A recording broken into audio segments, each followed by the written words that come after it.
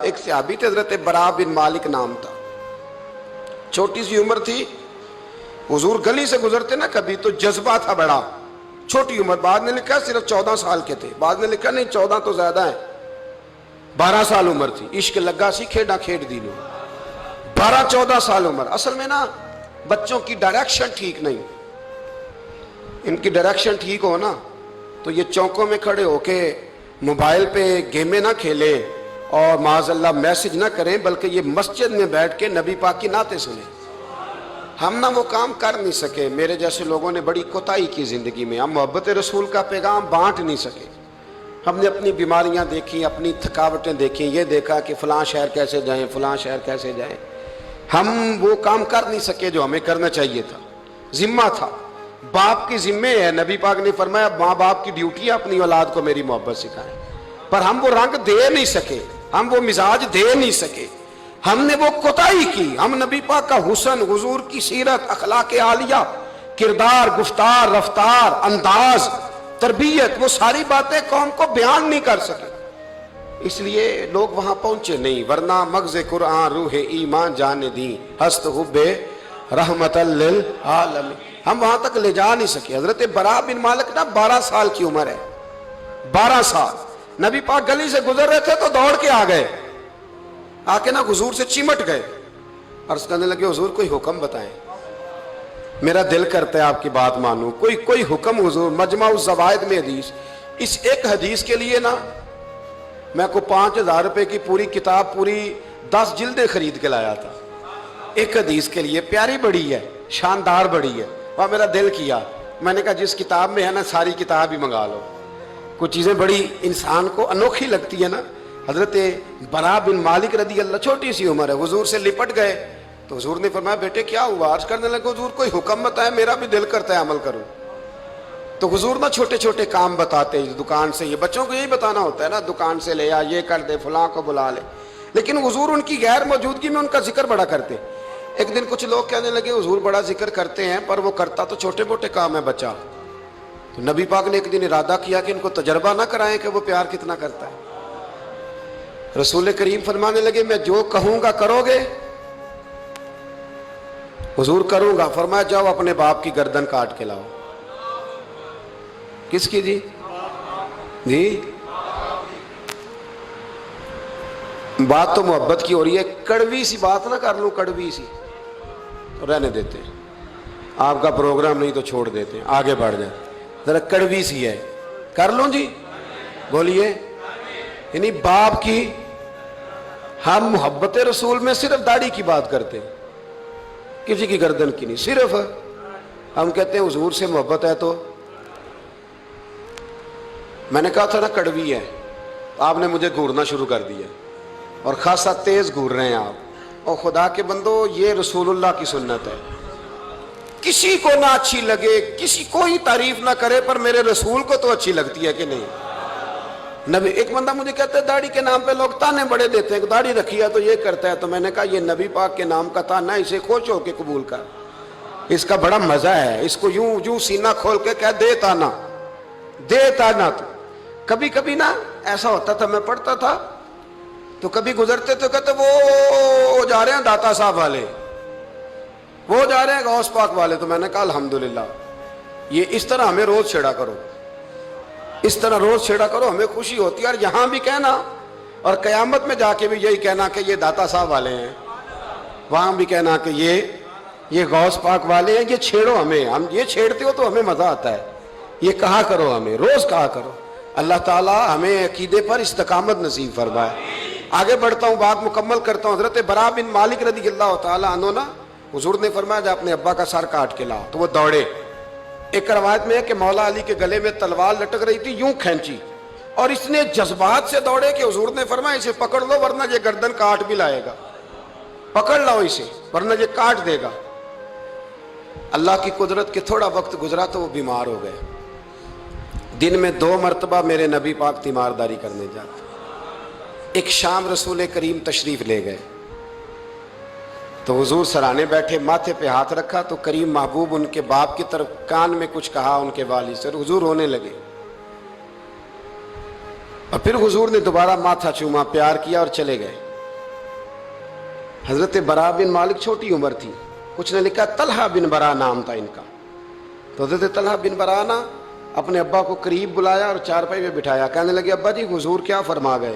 کہا بیٹا تیرے والی بات نہیں. کہا نہیں بتائیے. کہا نبی کریم علیہ السلام نے فرمایا کہ شام کو نا میرے طلحہ کا انتقال ہو جائے گا، اور جب اس کی روح پرواز کر جائے تو مجھے خبر کرنا، میں آ کے جنازہ پڑھاؤں.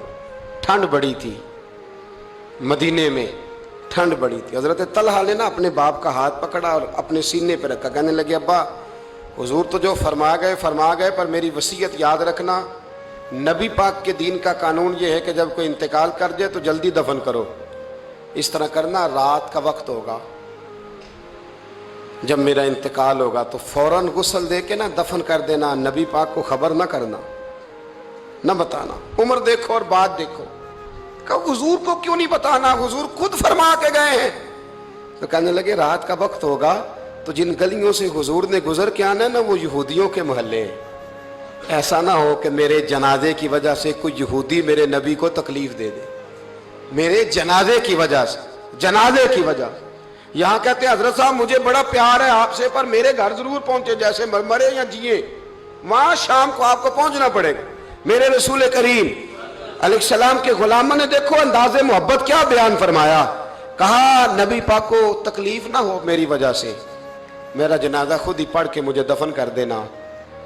ان کا انتقال ہو گیا، رات کو دفن کر دیا. صبح حضور تشریف لائے، وہ محبوب جنہیں اللہ نے غیب کے خزانوں کی کنجیاں عطا فرمائی.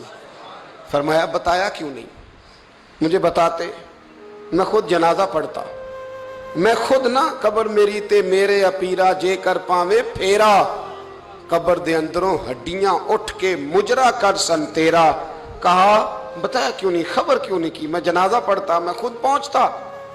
تو باپ رو پڑے، عرض کرنے لگے حضور میرا تو پتر تھا، میرے لیے اس سے بڑی سعادت کیا ہوتی کہ آپ جنازہ پڑھاتے. پر اس نے وصیت کر دی تھی کہ حضور کو بتانا نہیں، تکلیف ہوگی. نبی کریم فرمانے لگے بتاؤ مجھے اس کی قبر کہاں ہے. اور یارو غور کرنا، ساری دنیا گنبد خضرا روضہ رسول پہ اور نبی پاک ایک غلام کی قبر پہ تشریف لے گئے. خود نبی کریم گئے اور آج حضور نے دعا انوکھی فرمائی. فرمایا اے اللہ جب میرا طلحہ تجھ سے ملے نا تو ذرا اس سے مسکرا کے بات کرنا جو تیری شان کے لائق. رسول اللہ کی محبت، نبی پاک کی غلامی، رسول اللہ کا پیار. اعلیٰ حضرت کہتے ہیں جان ہے عشق مصطفیٰ، روز فضو کرے خدا. او بھائیو جس کو ہو درد کا مزہ وہ نازے دوا اٹھائے کیوں.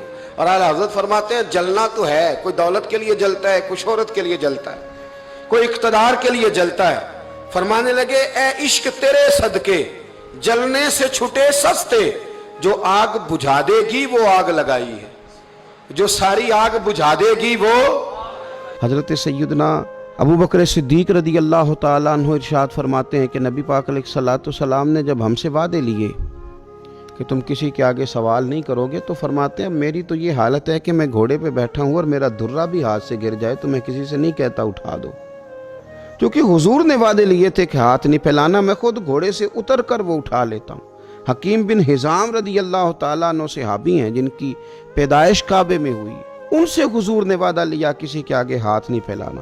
حضرت سیدنا ثوبان رضی اللہ تعالیٰ عنہ سے وعدہ لیا کسی کے آگے ہاتھ نہیں پھیلانا. حضرت ابو ذر غفاری سے کہا کسی دنیا دار کے آگے ہاتھ نہیں پھیلانا. حضور سید عالم صلی اللہ تعالیٰ علیہ وسلم چاہتے ہیں خوددار رہے نبی پاک کی امت. لیکن آج کسی چوک میں چھوٹے بچے دکھائی دیتے ہیں وہ مانگ رہے ہیں، کسی جگہ پہ خواتین کھڑی ہیں وہ کشکول طلب دراز کیے ہوئے ہیں، کسی جگہ ہم دیکھتے ہیں کہ بیمار لوگ اپنے زخم دکھا کے مانگ رہے ہیں، کسی جگہ چھوٹے بچوں کو آگے کر کے مانگا جا رہا ہے. ہم دیکھتے ہیں کہ مسجدوں کے دروازوں پر اللہ تعالیٰ کا وہ گھر جہاں فقط اللہ سے مانگنا چاہیے تھا، وہاں بھی لوگ نمازیوں کے سامنے ہاتھ پھیلائے کھڑے ہیں. اس طرح کا ماحول اگر معاشروں میں بنے گا تو پھر وہ قومیں کیا خوددار ہوں گی یا قوموں کی قومیں بھکاری بن جائیں گی؟ پھر آنے والی نسلیں کیا کردار معاشرے کے اندر دے سکیں گی؟ اللہ کی ذات پہ بھروسہ کیا جائے، محنت کی عادت بنائی جائے. اور جب ہمارے سامنے اعداد و شمار آتے ہیں، جب تحقیق کی جاتی ہے، جب ریسرچ کیا جاتا ہے تو پھر محسوس ہوتا ہے کہ ان میں زیادہ تر لوگ وہ نہیں ہیں جو مجبوری کے تحت مانگ رہے ہیں، زیادہ تر لوگ وہ ہیں جو تن آسانی کی وجہ سے مانگتے ہیں، زیادہ تر لوگ وہ ہیں جو محنت کے لیے آگے بڑھنا نہیں جانتے، زیادہ تر لوگ ان میں سے وہ ہیں جن لوگوں نے فقط پیشہ بنا لیا، جو سمجھتے ہیں کہ ہاتھ پھیلانا شاید ہمارے لیے آسان ہے۔ ان لوگوں نے ایک بڑا لمبا چوڑا ماحول بنا کے مانگنا شروع کیا ہے، اور ہم دیکھتے ہیں لمبی لسٹیں، لمبی قطاریں۔ میرے نبی پاک صلی اللہ تعالیٰ علیہ وسلم فرماتے ہیں تو ارادہ تو کر لوگوں سے بے نیاز ہونے کا، پروگرام تو بنا کہ میں نے لوگوں سے، سیٹھوں نوابوں سے نہیں مانگنا، تو پروگرام تو بنا، تو لوگوں سے بے نیاز ہونے کا ارادہ کر، اللہ تجھے لوگوں سے بے نیاز کر دے گا، رب تیری مدد کرے گا۔